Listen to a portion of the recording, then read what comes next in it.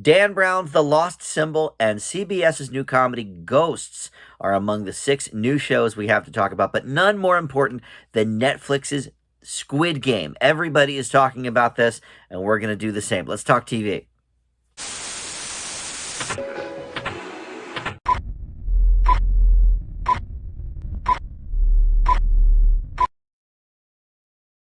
Hey guys, Dan here. This is Dan Reviews It. Welcome to TV news and reviews for the week. Yes, we've got Squid Game to talk about, Ghosts on CBS, Dan Brown's The Lost Symbol, a couple new adult animated shows as well, The Harper House on Paramount Plus, and Chicago Party Ant on Netflix, and as well American Rust on Showtime. So before we get into that, of course, we must talk about the TV news of the week. We've got one renewal to talk about, and it's a show that I think I'll be talking about the first season next week. I have not reviewed this show yet, but I do believe that we're going to take care of that next week. Foundation on Apple TV Plus. It's already been renewed for season 2, and the creators have mentioned that they would love to do an 8-season storyline.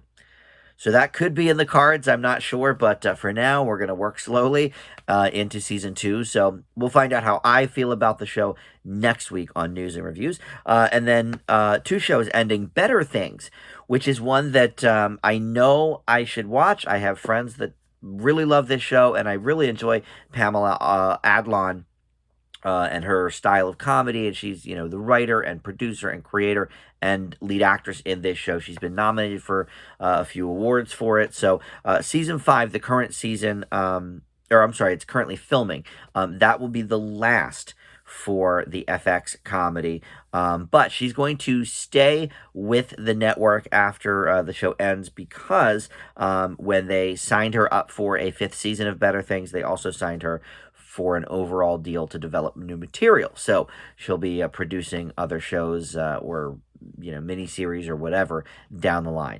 And then this is not a huge surprise, because this was from, I believe now, 2 holidays ago, but Dash and Lily is officially done at Netflix. It was a holiday sort of miniseries, but it was never billed as a miniseries. It was billed as season 1 of Dash and Lily, but it was a self-contained holiday story. And that's one, I had some extra time, I guess, the week I reviewed it, because it's one that I actually watched every episode before I did the review. I binged it, and I really enjoyed it. I think I gave it a B+, but it was a self-contained story. As much as I liked those characters, I'm not sure that we needed to go further with them. So, for that, I think it's fine. But yeah, they finally officially announced that Dash and Lily is over. A lot of casting news and upcoming show news. Damian Lewis is leaving Billions after 5 seasons. Now, I have not seen this show. It's another one, like Better Things, add it to the list of shows that everyone loves and I should probably watch, and I enjoy Paul Giamatti. He's the star of it. But this guy, Damian Lewis, if you're a fan of the show, you probably know who he is and what character he plays. So he will be out when season 6 comes back in January. Taylor Kitsch is joining a Netflix drama about the opioid crisis called Painkiller. And that already has Matthew Broderick and Uzu Adoba on board. So some heavy hitters in the current day. And the executive producer here is Peter Berg, who worked with Taylor Kitsch on Friday Night Lights. I am struggling to find something I really can get behind with Taylor Kitsch. There was a show I reviewed, maybe like a month ago, that I was just completely nonplussed by him, and a lot of his movie work I've just been unimpressed with. But I loved him on Friday Night Lights. And to be honest, I thought he was fine in John Carter. The movie's, bad performance at the box office was not his fault. But that's about it. Everything else I've seen him in, I just didn't really care for. So, I don't know. We'll see what's going on with that show, Painkiller.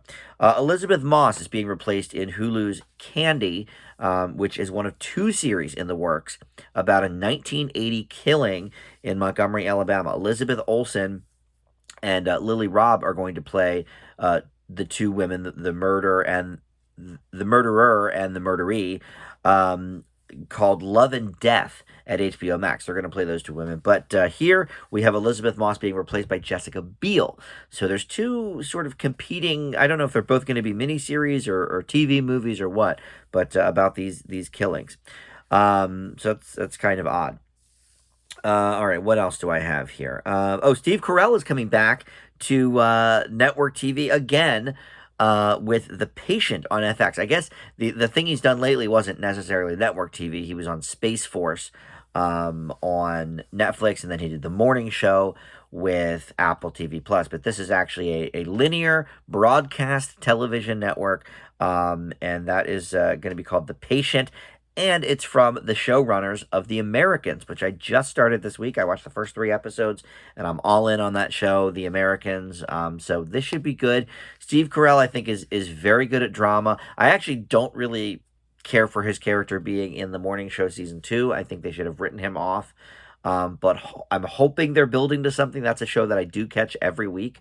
So I'm 4 episodes in on this second season, and it's frustrating whenever his scenes are on because his character, it kind of resolved, and he's an icky character, and I don't know. But anyway, he's going to be in this new show called The Patient. And then this was a surprise. Bobby Flay is going to be moving on from Food Network. He's called that his home since 1996. I mean, I feel like I don't even remember the Food Network without Bobby Flay on it. So the two parties, Food Network and Flay, could not come to a contract agreement, and so he said, "Well, forget it. Then I'm leaving. So see y'all later." So I was very surprised about that. All right.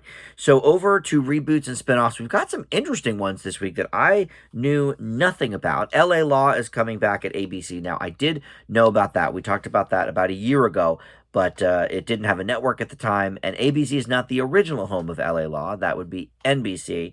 But I believe maybe it was it wouldn't have been produced by Disney though, but maybe it has something to do with who produced it is why it landed at ABC. Here you go, because it was a 20th Century Television production, and NBC had just bought it. But of course, 20th Century is now owned by Disney, which is now owned by ABC. So that makes sense. But Blair Underwood is returning here in the lead role this time. It was more an ensemble last time, but I would say Corbin Burnson was probably the lead actor. But this time, Blair Underwood takes the reins here. He's gone from idealistic to more conservative in his older age, and now he's clashing with the new millennial on the block. And they're going to, figure out what's the best course of action for the upcoming political change and climate. So, I never saw the original LLL. I was a little too young, and they just didn't really rerun it much. I don't even know if it's on DVD more than maybe the first season. But my parents watched it. It was the kingpin in the NBC Thursday night lineup before ER. It was the 10 o'clock drama. You had, Cosby, Family Ties, Cheers, whatever the 9:30 show was. Sometimes it was Night Court. Sometimes it was Dear John, whatever. And then LA Law would be on at 10. So after all the sitcoms were done, we went to our rooms, and I watched more TV on my little black and white set. My brothers went to bed, but my parents stayed up and watched LA Law. So that was, I remember them watching it and talking about it. But yeah, I don't have much of a frame of reference other than that. And then this one was a real shock. Just the other day they announced this. That 90s show is coming to Netflix. It's going to be a 10-episode first season, and the original creators of that 70s show, Bonnie and Terry Turner, are back, in addition to 2 of the main cast members from that show, Deborah Jo Rupp and Kurtwood Smith, who played, of course, Kitty and Red Foreman. They're now going to be taking care of their granddaughter for the summer, and that is Eric's kid with Donna. Topher Grace played Eric. Now, he is on the Home Economics show on ABC, so he may make some sort of a cameo appearance or whatever. I have to imagine Ashton Kutcher is probably too big for this. Mila Kunis maybe is too big for this. And then, of course, Danny Masterson.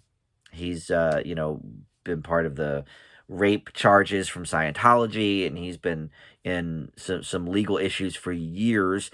They kicked him off the TV show The Ranch over on Netflix, so I'm sure he won't be back. But we may see Eric or Donna's character show back up in this one. Especially because it's their kid. But look, I liked that 70s show. I haven't gone back and watched it in many years, but when it first aired, I definitely remember it. I guess it's been on long enough that they were in the 90s when it aired in the 90s, I feel like. because I was in college when it started, and that would have been 97 or 98. And then it ran, I think, 8 seasons. So it was a very long running show. Netflix did hold the rights to that show off and on through last year, but they don't currently have them. But I would imagine if they're going to put that 90s show on, they'll add that 70s show back into the rotation. No word whether it is a multi-camera show like the original or if they're going to go the one camera route. I think they should keep it the way it was. I feel like the reboots work better that way because it's so much more familiar. Will and Grace did it. The Connors and Roseanne, Full House did it. And the new Night Court is doing it as well. So I think it makes the most sense. Saved by the Bell did not do it, but I always sort of hated the laugh track. That clearly wasn't filmed in front of an audience originally. So I get sort of the change of that. And it's a very different show, I feel like, than the original. But anyway, so that's coming to Netflix. All right, so speaking of Netflix, let's talk about our shows now with the review section.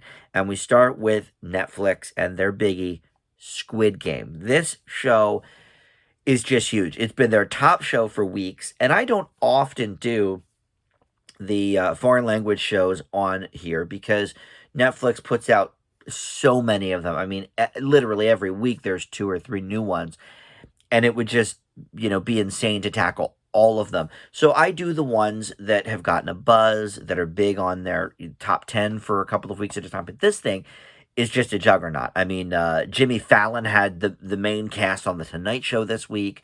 Everyone's talking about this, and so, of course, we had to do it here on this show. And so I did end up watching the dubbed version. Sometimes I watch it with subs, sometimes I watch it as a dub, and it just defaulted, I feel like, to the dub version on my TV, and it wasn't distracting at all, so I just left it. Sometimes the voices, I feel like, don't quite match up correctly. It doesn't seem like that's the kind of voice that would be coming out of this person. And then sometimes, the mouths move so much, but they say very little, or vice versa, and that's distracting. But here I didn't find too much of that. I really think you can watch this, in either way, the dub or the sub. But here, I watched the first 2 episodes, and of course it's Netflix, so all the episodes are out. Many people, of course, have binged this show, but I'll be reviewing it, for those first 2 shows. But it centers around a bunch of really down and out people, poor people, people with massive amounts of debt due to a variety of things, gambling or bad business decisions or, medical issues, lots of reasons. But 456 of these souls find themselves in this game, playing children's games for money, and the total prize money is somewhere in the vicinity of 45 billion won, which I'm not exactly sure what the conversion rate is, of course, but look, obviously you throw billion in front of a number of money and it's going to be big, and obviously it's drawing these people into the game, so it must be some huge sum. But basically the creator here had some debt issues in his day, some early struggles in South Korea, and so he decided to sort of create this universe where there's a way to, end your debt, but it might cost you your life. Look, this is one of the shows that I think 5 years from now, 10 years from now, when you say, okay, what are the defining shows of Netflix? I think, you might say a couple of the originals, maybe House of Cards, maybe Orange is the New Black. You might say something like Tiger King, but I think Squid Game is going to be on that list too. And the reason is, not only is it a really beloved show worldwide, it's breaking all sorts of Netflix records, including Bridgerton, which is, I think, to this point, the most watched worldwide show ever on Netflix. Maybe not in America, although I know the viewership was very high in America as well. But worldwide, it's been Bridgerton. But Squid Game, I'm not sure if it's quite beaten it, but it's the skyrocket of viewership in just those first 3 weeks it's gonna beat Bridgerton. It will be Netflix's biggest show of all time. And I think one of the reasons is because it is incredibly universal. Even though it is about South Korea, this could probably be set anywhere in any situation. And you would have, people of whatever the makeup is, the ethnic makeup of the people. You would have them wanting to compete because certainly in America there are a lot of people in a lot of debt, that I'm sure would do something like that. So I think it's just a universal theme that we can all relate to. But in addition to that, in addition to everybody watching it, the reason it's going to be so remembered is because it's also a huge critical hit. I don't know if it's still at 100% on Rotten Tomatoes, but it was for a long time. I checked like a week ago, and I believe it was. So everybody, critically and commercially, are talking about this show. And there's a lot of great reasons why. The acting here is really, really good.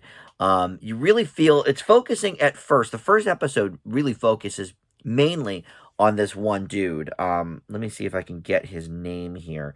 Lee Jung-jae is who plays this character, Seong. And he is a huge gambling addict, so he's accrued all these debts. His family life is falling apart. He barely gets to see his young daughter, and he's also taking care of his grandmother, and just everything's in disarray. He jumps from one job to the next. He's just great. But the first maybe like half hour of the first episode focuses on him, and then we sort of widen our scope and we meet the rest of his family and the rest of the people that he wakes up in this room with, and he's like, okay, who are you? And we meet a few of them. He is number 456 out of 456, so he was the last one chosen for this project. But the people that they focus on have specific numbers that are memorable. For example, the older gentleman that he befriends is number 1. There's one of them that I think is like number 100. There's somebody it's like a palindrome. I think it's like 212 or something. But it's all the numbers that are sort of, we can remember them, and so that's very interesting. But none of these people know why they're there. We find out by the middle of the first episode exactly what's happening, and that people really are losing their lives with these games, and it goes from there. We don't really do spoilers on this channel, so I'm not going to say much more than that. But I think if you've heard about the show, you kind of at least know that it's a deadly sort of thing. But there's a lot of twists and turns here, a lot of really great acting. But another thing that puts it above, I think, is the score and the set pieces. There's a lot of really interesting direction here, and sort of there's one shot where they're sort of entering, I think it's when they're entering the first game, and it's like this kind of spiral staircase march type of thing, and just the visual component of it is so interesting. So that stands out immediately, and then the score is great as well. So everything is really working together here, and I'm not sure where it's going to go from these first 2 episodes. Probably a lot of people watching this review have already binged the whole thing, so you already know. The thing that I would say that brings it down just a hair, it's really kind of the only complaint I have with it, is that I would say this theme in general is not necessarily anything new. We've seen this before, in the Hunger Games, and then of course before that, Battle Royale, which Hunger Games is based on, and a lot of other things where it's like a life or death kind of game. And I've actually, in the 2 years I've been doing reviews, have done a few different shows that have some sort of similar theme, but I don't think any of them even come close to doing it as well as Squid Game. I think when we do the year-end list, this will definitely be up there in the top 3 or 5, probably. And for now, I'm going to leave Squid Game with an A-. I don't do A+, by the way, on the TV reviews. A is the highest grade I give. My movie reviews, I can give A+. But TV is so fluid. To give an A+ to a series, almost every episode in the mix would have to be an A+. I did give Queen's Gambit an A+, that's true. But that was after I watched all of them, and I have not done that with Squid Game yet, so I can't do it. But for now, it's an A-. Definitely, though, among the best of the year. It's right on that border of the A for sure. All right, so up next, let's go to the mainstream broadcast show of the week, Ghosts. Each week, pretty much for October, the networks are releasing at least one new program. And so this week it's Ghosts over on CBS. It falls into their Thursday night lineup with Young Sheldon, and I'm not sure what else is on there now because Mom is over and the Unicorn got canceled. There must be some other big one that I can't think of, but we were blessed with 2 episodes of Ghosts to begin, and I'm actually glad they did that because I was not going to review this until next week if there was only the 1 episode up, because the first episode was okay, but it was definitely establishing everything, and there's a lot of characters in this show. And so it didn't quite hit me. And then, sort of the hook of the show, we learn at the end of the first episode. So I'm glad that they put up a second one that, for the same week, because then you can really dive in a little bit deeper and get to know these characters. So this is based on a BBC One show from a couple of years ago, a sitcom there. And it stars Uktarsh Ambukdar. And by name, I certainly didn't know who he was, but I've seen him in so many things. Most recently, he was in Free Guy this summer with Ryan Reynolds, but he's done, a lot of TV and movies. He was, let's see, he was in Godmothered over on the Disney Plus. He was on the Mindy Project. I think he might have played Mindy's younger brother. So yeah, he's done a lot of things that you've seen, and then his wife here is played by Rose McIver, who I did not quite recognize. But the basic premise is these guys are moving into this new country home. Well, it's an old country home, I should say, and they have hopes of making it into a bed and breakfast. I believe, if I'm remembering correctly, it was willed to Jay, the husband, in his aunt's will, and it's this old spooky building. But the rub is it's haunted by all of these ghosts, and there are many different walks of life among these ghosts. We get them dating back to possibly prehistoric times, or at least maybe like 900 or 1000 AD, long time ago. And then we go to like the 1780s perhaps, and then we sort of go from there, and there's recent people. So the ghosts are always sort of explaining to some of the really old ghosts, what the internet is and what, X, Y, and Z are. And the one, who knew Alexander Hamilton back in the day is horrified that he's, been on this stage play, and everyone knows Hamilton now because to him he was a big jerk, whatever. So we get a lot of that sort of humor. But the rub, and I know we don't do spoilers, but I guess the rub is, and I'm going to say it because it's basically the point of the show. So the wife, Samantha, she falls down the steps at one point, and, goes into a coma, but she's stuck in this sort of, our world and the ghost world. So she is the only person who can see and hear these ghosts. And so, it goes from there. I actually thought this was going to be real dumb. About halfway through the first episode, I was kind of like, all right, this is not doing it for me. Where are we going with this? And then by the end of the second episode, I really was enjoying it. It's not as good as the Unicorn, which it's replacing. And I, can't stress that enough. The Unicorn was a great show, gone too soon. But it's definitely good that they put the 2 episodes up, because I think you kind of need that for a complete picture of what this show is going to be going forward. And I liked it. I think the 2 leads have great chemistry. The ghosts are funny, but I think there's too many of them. There's a lot of people to get to know immediately here.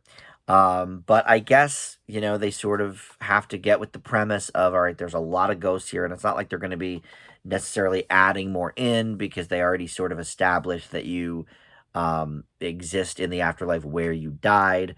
So, I'm sure they could find ways around that if they get to season 5 or 6. But anyway, I enjoyed this one much more than I thought I was going to, especially based on those first 10 or 15 minutes, and just based on the premise. I just kind of thought, well, this sounds stupid. We've seen this kind of thing before, and sort of a comedy version of I See Dead People, and I got it. But it is a lot more than that. It's definitely layered, and I think what's nice about it is there's so many diverse characters with the ghosts. Yeah, they're all a little one-dimensional now, but I think as we get to know them, we'll expand on that. And I think once this show gets popular, if it does, people that talk about it will all have different answers for like, oh, well, my favorite ghost is this person, or oh, I like this lady, I like this dude. So I think that helps too. There's not really one that necessarily is a standout right now. And that's probably good. So I'm gonna leave Ghost with a B plus. I was shocked at how much I really enjoyed this show.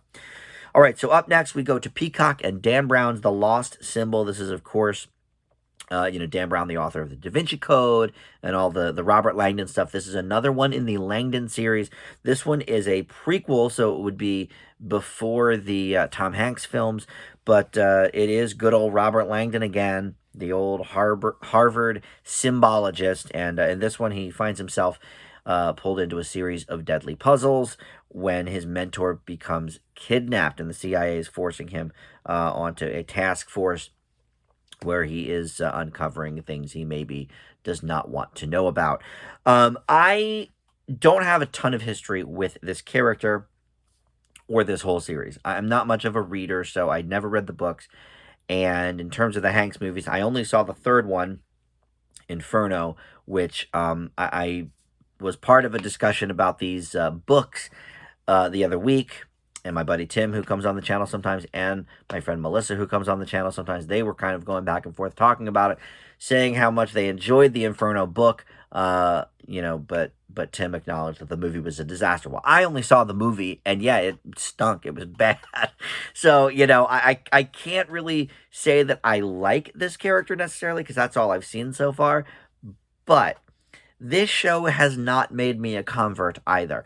I think the lead actor that they have playing Langdon, swapping out, for Tom Hanks, of course, like I said, it's a younger version. So, but his name is Ashley Zuckerman, and I just did not find him enjoyable on the screen. He just didn't have that wow factor. He seemed very straight-laced and by the book, and I get that that's sort of the character.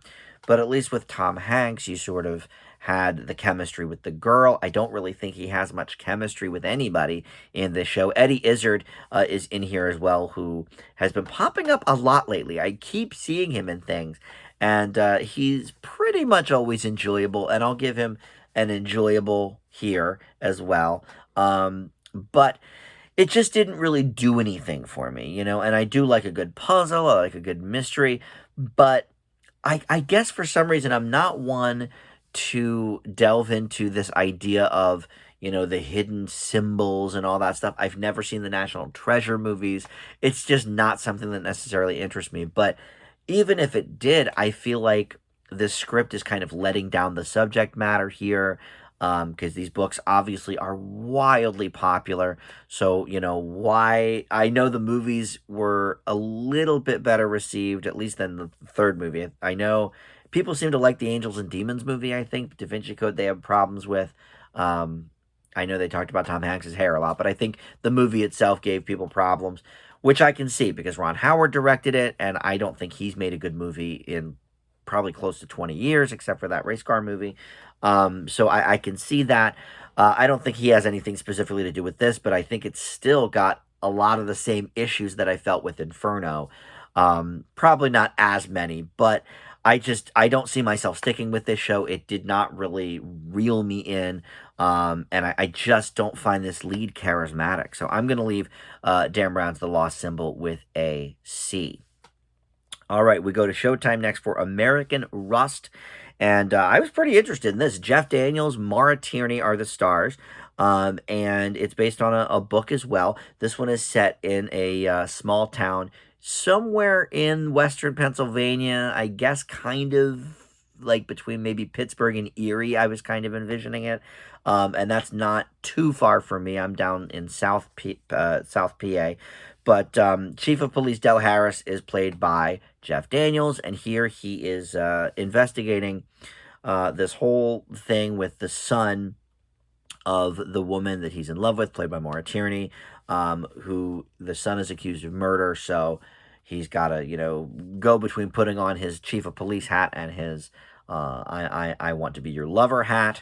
Um, and so this, in theory, is trying, well, I shouldn't say it's trying to be, because I feel like these were kind of filmed probably right around the same time, but it's got so many shades of Mare of Easttown over on HBO, which is, for my money, probably still the best show of the year. So why does it fall so far from that? And again, I can't say it's necessarily trying to emulate that, because I think they would have shot this probably as they were shooting Mare of Easttown. So it's not like, Mare of Easttown existed before.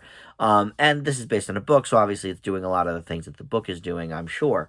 But first of all, the acting is not anywhere near up to the level that, I mean, everybody in Mare of Easttown, from Kate Winslet on down, Evan Peters, Julianne Nicholson, they're all great. Even some of the side characters, fantastic. Here, people are fine. Jeff Daniels is obviously good.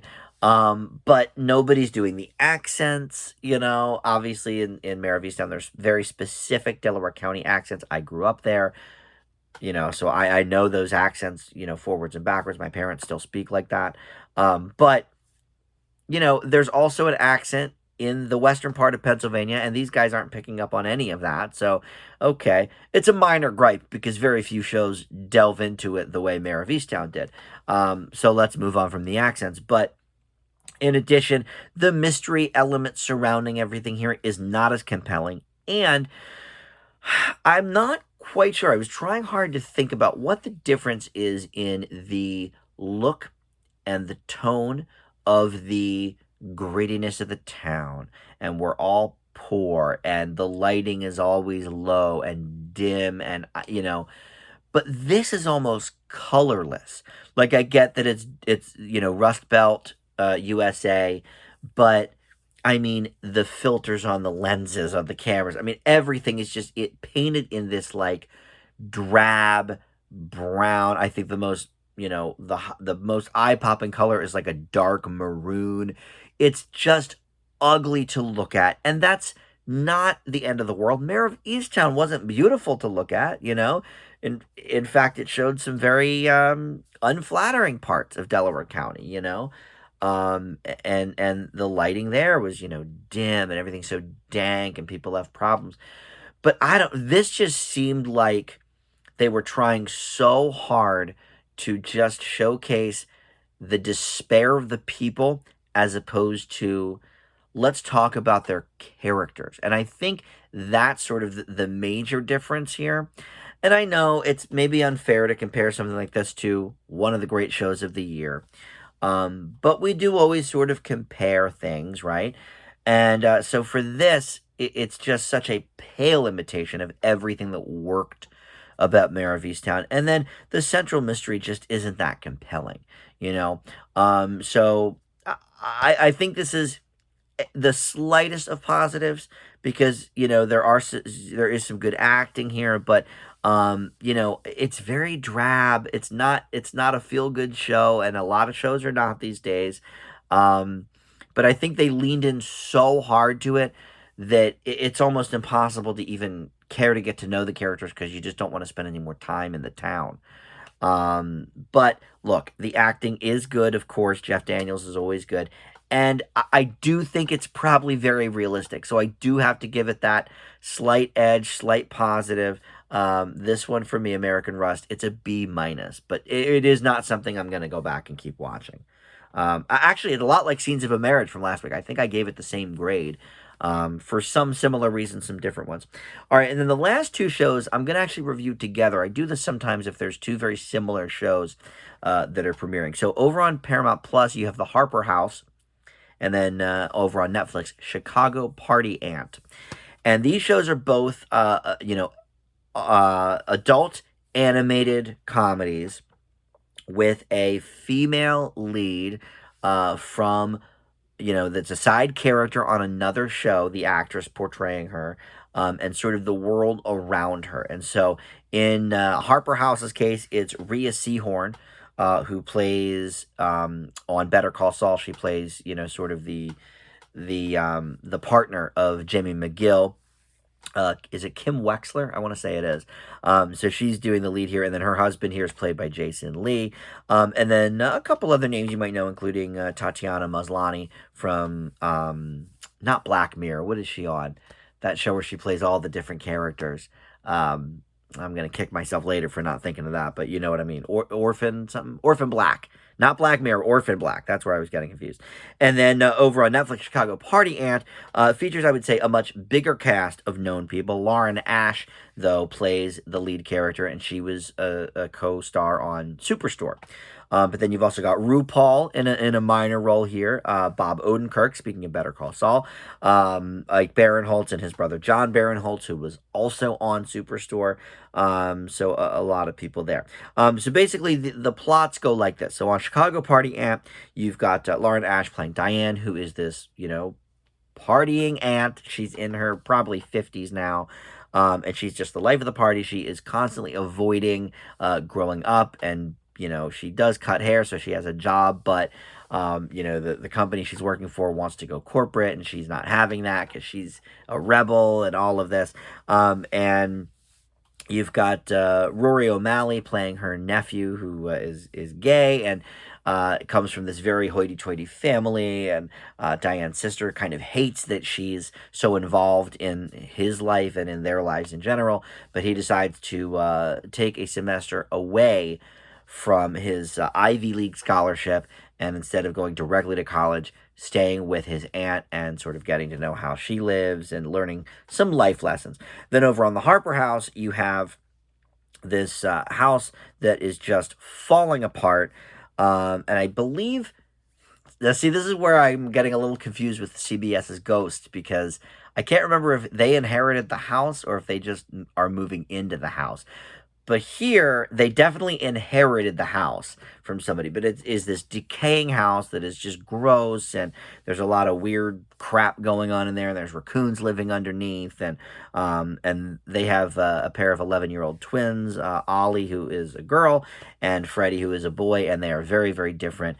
And so they, one of them kind of likes that macabre stuff, so they like being there. The other one's like, get me out of here, this sucks.